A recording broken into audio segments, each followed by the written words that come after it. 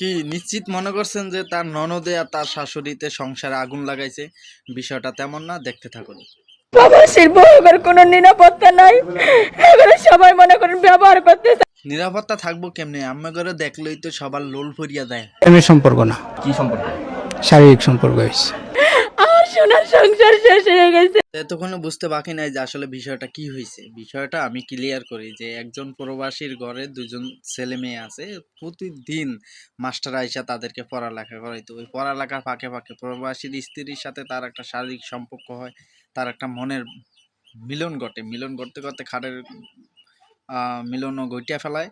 তো এলাকাবাসী দীর্ঘদিন বিষয়টা জানে, জানার পরে এলাকাবাসী হাতে নাতে ধরার জন্য অপেক্ষা করে। তো একদিন সন্ধ্যাবেলা ফ্লাইট পড়তে আইসা আর মাস্টার বের হয় না। তো এলাকাবাসী তার প্রবাসীর স্ত্রীর যেই ঘর আছে ওই ঘরের ছাদের উইটা টিন ফুটা করিয়া ওখানে গোপন ক্যামেরা দিয়ে ভিডিও করে।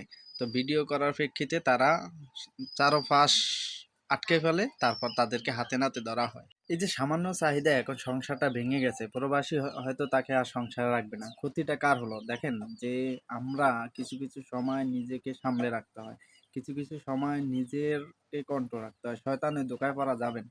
তো এখন কার সবচেয়ে বেশি ক্ষতি হয়েছে?